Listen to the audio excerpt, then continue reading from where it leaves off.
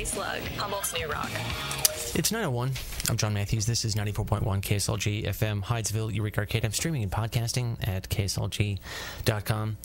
The Business Insider, BusinessInsider.com, they seem to be all over this story that Sarah Palin probably, this is their headline here, Sarah Palin probably staged a gigantic hoax about being Trigg's mother, and they begin by pointing out here, the theory is that Sarah Palin is actually the grandmother of her purported son Trigg, not the mother, and that she staged a gigantic hoax during the campaign to cover up this fact.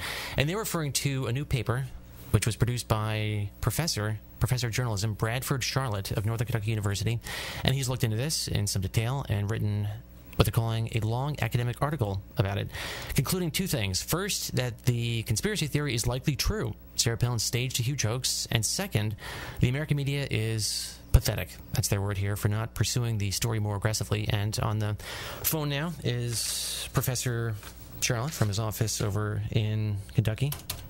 Good morning. How are you? I'm fine, thank you. Not too bad. Well, I'm glad you're not too bad. When it comes to that assessment of your paper, is that fair to say that the conspiracy theory is likely true? Speaking only for myself, after I've looked at the evidence, I think that Sarah Palin has failed to rebut allegations that there was a conspiracy, which I guess is a long way of saying yes. Okay. And what is the sort of basic idea of the conspiracy theory, if you could lay it out for someone who doesn't know? Well, the question is, who is Trigg's mother? Trigg was allegedly born in April of 2008. Sarah Palin has told a rather fantastic story about his birth. She says, and this is in her book, Going Rogue, and in newspaper articles as well, if you put them together, these are the facts, that her water broke at 4 a.m. in the morning while she was in Texas at a conference. She says she did call her doctor at various points. However, she did not go to a hospital, thus risking infection of the fetus. Instead, she gave a talk at noon or thereabout there in Texas, then went on an airplane flight with two legs from Texas to Seattle, a layover there, and then from Seattle to Anchorage. Then from Anchorage in a car ride to a regional hospital near her home in Wasilla, the Matsu Regional Medical Center. So the fantastic parts of the story include the idea that a mother would risk the life of her child after her water broke by going 20 hours or so before going to a medical facility.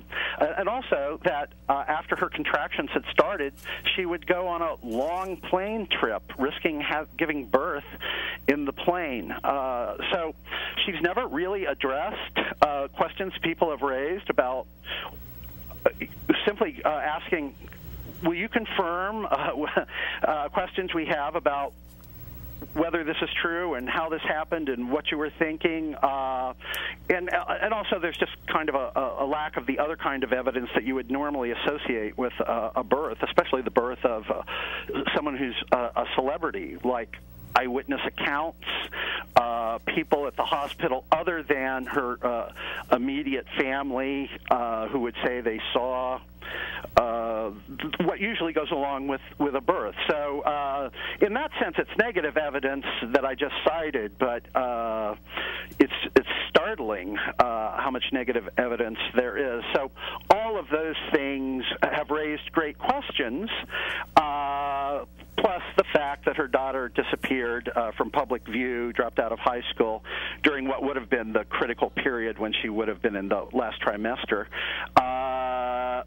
However, I do want to be quick to say I am not pushing the idea that Bristol was necessarily the mother. I have no idea.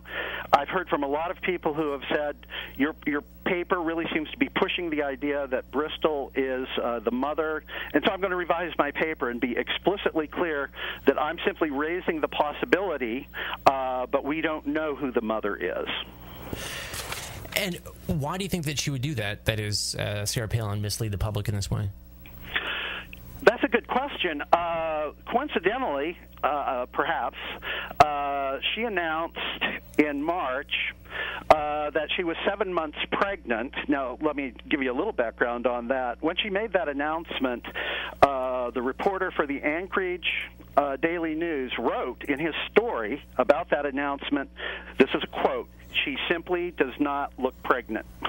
So anyway, she made that announcement, and that announcement came the day after McCain had locked up the nomination, that is Super Tuesday, the nomination of the Republican Party. Now, that may be coincidental, but in any event, she had been prominently mentioned as a possible running mate for him. So I can't read her mind. I'm just throwing out for thought the possibility that she was afraid that if it was revealed that she had a teenage daughter who was pregnant, if in fact that was the case, that that could affect her chances to be selected. And so you don't know who the possible mother is, if in fact we're going to buy in all this, but if you had to guess, who's the mother of Trigg? I'm not going to guess. Okay. All right. I just don't know. Wait, I guess the smart money would be Bristol, though, correct, or no? Bristol has not been eliminated. That's all I can say. Okay. And there's no way that you'll just give me a gut reaction to that, just sort of in your heart. You don't know what you think. In my heart, I truly don't know what to think. There's just contradictory kinds of indications that I'm not going to go into because I'm not confident about what the contradictory indications indicate. So I just plain don't know. I truly don't know. I regret that I seem to be pointing the finger at Bristol. I think it's likely Bristol was pregnant. Now, I will say that.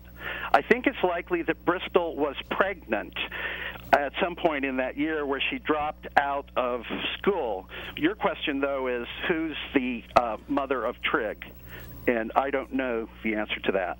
And in the paper, you point out that the flight attendants didn't seem to notice that she was pregnant. They've talked about this openly, and they were called up. The person who wrote the story, the main story about the birth for the the Anchorage Daily News is Lisa Demmer. And Lisa perhaps had some serious questions about what had happened because she called the airlines to ask, how is it that you would let a woman who's in labor get on your plane? Because, of course, no airline would want to allow that to happen. And I believe the exact quote from the airline was this: "The stage of her pregnancy was not apparent." And I did look at the photograph that you provided, a couple of photographs really in the paper, and I suppose she doesn't look pregnant. I mean, she certainly is not huge by any means. Do you think that is, I mean, it's not definitive proof, but are you confident in those photographs that she's not pregnant, or what do you think about those? Yes, I guess I will.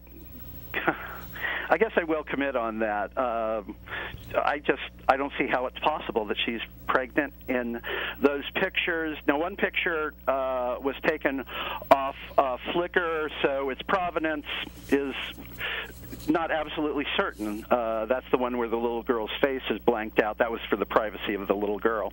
But the other photo appeared in the Anchorage Daily News on the date indicated. You know, the Daily News will confirm that, and her, for a 7-month pregnant woman, her stomach, which is revealed in the picture, looks absolutely flat. Now, this would have been her 7th, I believe, if I'm getting that right, pregnancy. She had 2 pregnancies that didn't result in live birth, and she did have 4 children. So this would have been her 7th pregnancy, and there's at least one photo on the internet of her in her 1st or 2nd pregnancy. And I don't mean to be unkind here, but she's huge. She's huge. So it's many people around the country are writing to me about that. But this is something women point to and say, there's no way, that, number one, that you could be that trim to begin with. But the idea that you've been huge in previous pregnancies, as women tend to get, and then didn't really show at all at 7 months is absurd in your 7th pregnancy when you're in your 40s. And I, again, will agree that she does not look pregnant, but there are doctors and just many women, or anyone really, who looks at some pregnant women and they will say, well, of course, you're not always huge. So, I mean... And let me be the first to agree that I'm simply giving my opinion, and plenty of people have said, well, I had a relative who didn't look very big at a certain time. So, the photographic evidence is not definitive. It's not dispositive. So we just can't make any conclusions in any official kind of way based on that photographic evidence. And you did already say that you're not necessarily saying that Bristol is, in fact, the mother of Trigg. Correct. But the evidence at the time when this was gaining some attention years ago was that if she happened to be the mother, then she's having rapid-fire pregnancies. That is what people use to dismiss this idea that she's the mother, that she was suddenly then pregnant shortly thereafter. So it seems a bit implausible. I'm sorry, and what is the question? Oh, well, there's no real question. I was just saying that, okay. I mean, that seems to be the big knockdown that people use to say that this is just fantasy. And so repeat the knockdown again for me. Well, that if in fact Bristol was in fact the mother, then she was pregnant shortly thereafter, and that seems to suggest that this whole idea that... I gotcha. Okay. So, as I said, I really don't know who the mother of Trigg is. And so if Bristol's not the mother of Trigg, then sure, it's entirely possible that she was 5 months pregnant during the Republican National Convention. And what do you think the strongest evidence is to say that Sarah Palin is not the mother? I mean, for you, what is the ace here? The absolute strongest is a negative form of evidence, but it's the fact that she has not, even though some people have just begged her to, produce any documentary evidence that she is the mother. It's kind of bizarre. And does she talk about this at all anymore? She never puts herself in an open exchange with reporters. She would not do that even during the campaign. There were 2 interviews where rules were established in advance, as I'm assuming, as to what questions could be asked, but she's never been in an open press conference. Utterly unprecedented in modern American political history for a vice presidential candidate to be protected from the press like that. And to this very day, she does not have open press conferences. She does give talks before groups where she's well paid to give talks. Press aren't allowed, but some people have used, their cell phones to tape them. And she does repeat her miracle birth story in those talks. Have you heard from Sarah Palin's world, that is her handlers and other people that work with her, now that this is gaining some attention? No. Not at all? Except perhaps you're not aware of how the story got started in the first place. I sent a copy of my paper to her press secretary at the time, Bill McAllister, asking for comments. He went ballistic. He said that he would slap me if he ever saw me, that he would have challenged me to a duel in another era. He called me a scumbag and said I was in the service of evil. He then sent that to all the people in my department under the heading Bradford Scharlott disgraces your university. And then later, in a column he wrote for a newspaper, he made fun of my name, said it sounded like a combination of charlatan and harlot, and proceeded to call me Professor Harlot throughout. So I guess you could say I got a spirited response from him. Seems like it. And why does he dislike you so strongly to even call you a scumbag? A put down I don't really hear very often. Well, in the paper, I laid out suggestions of how things may have gone down without actually saying there was a conspiracy, but I gave hints that there could have been a conspiracy, and he was implicated in the way I explained it. So it was a very personal reaction on his part.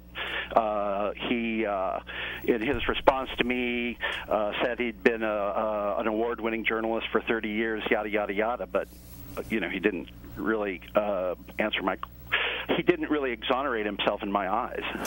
And you also go after journalists and the media in general for not covering this more aggressively. Where do you think they failed? Yeah, and let me just say that is really the purpose of the paper. I'm a journalism professor, and my point was simply to make the case that the Sarah Palin hoax has not been dealt with adequately, that there are still questions that remain, and so my point was never to prove, because I can't, one way or another, whether she staged a hoax.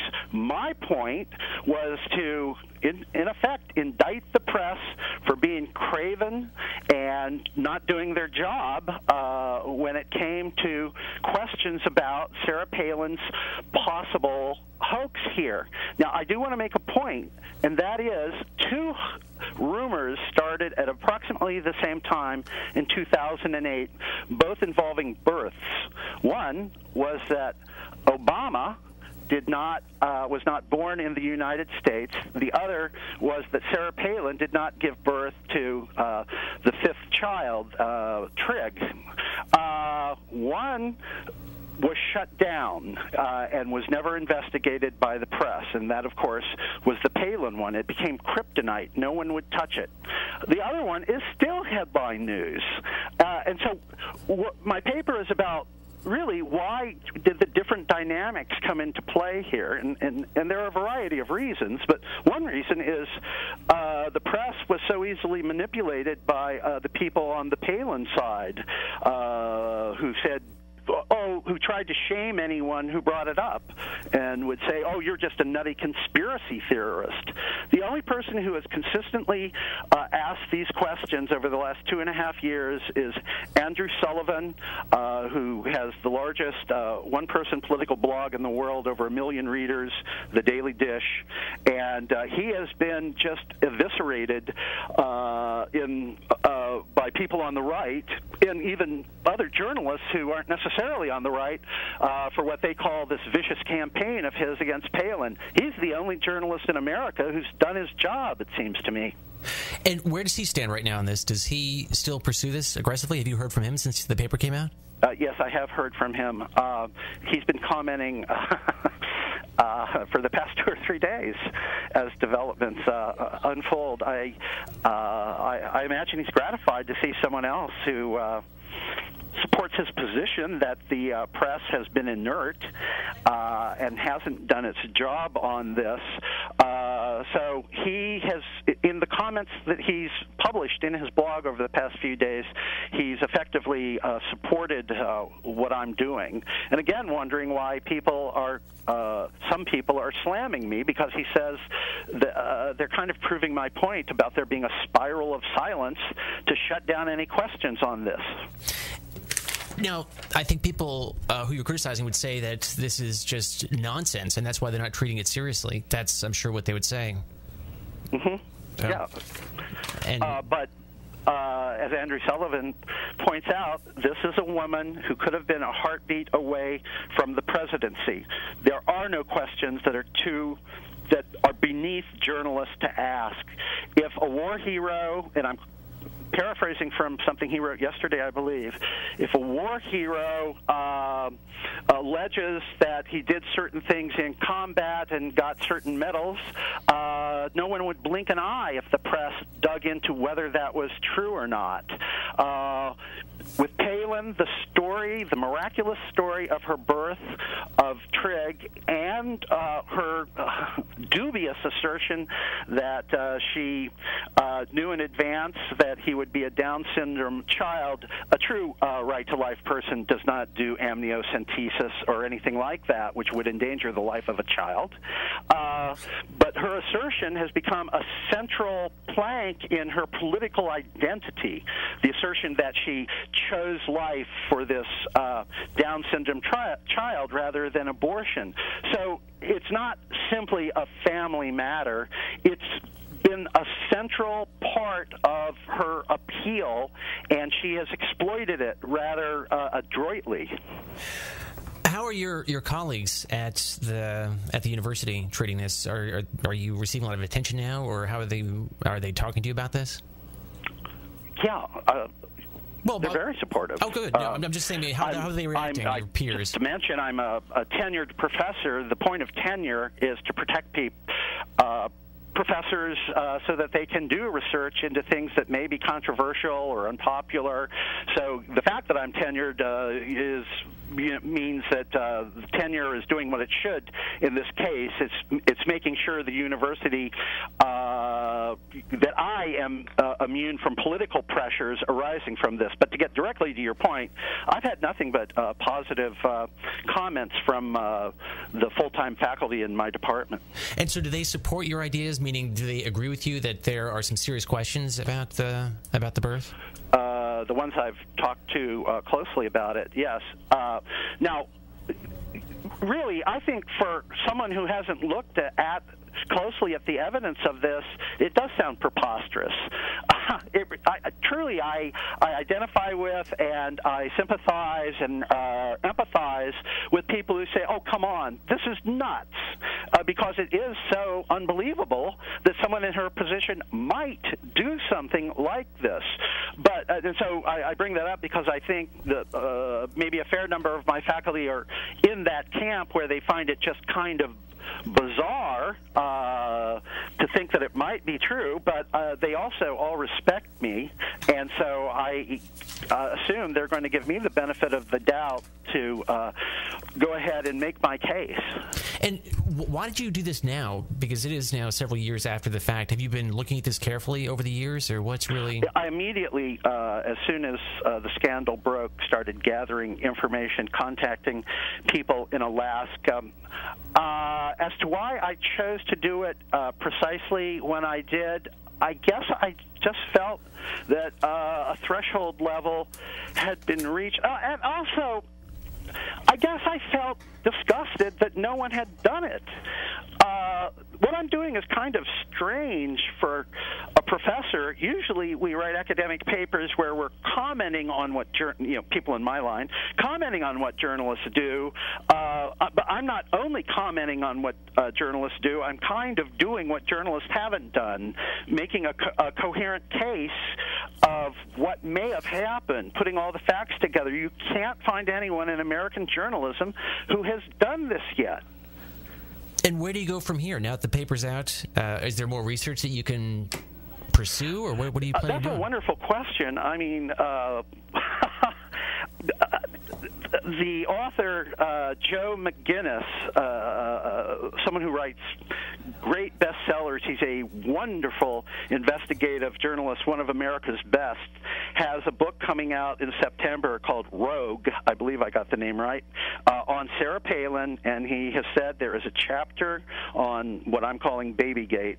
I have a feeling that in September, with his investigative skills, that maybe the question will become settled. You may recall he rented the house next to the Palins a year or so ago, and they erected the fence, right, the 20-foot fence between the houses. So it's that person. And she doesn't like him very much, clearly. No. No, she does not. I think she's not real crazy about me either. Well, thank you so much for talking to me, Professor Scharlott. I really appreciate it. Okay, and thank you for the opportunity. No, you're welcome. Talk to you later. Bye-bye. That is Professor Bradford Scharlott from his office over in Kentucky. He is a professor of journalism over at the Northern Kentucky University, talking about Babygate. The idea that Sarah Palin is not actually the mother of Trig, and you can find his paper online rather quickly and download the whole thing. Just search for, just type in Sarah Palin baby. How about this? I will put a link to it through KSLG.com, and you can find it there a little bit later today.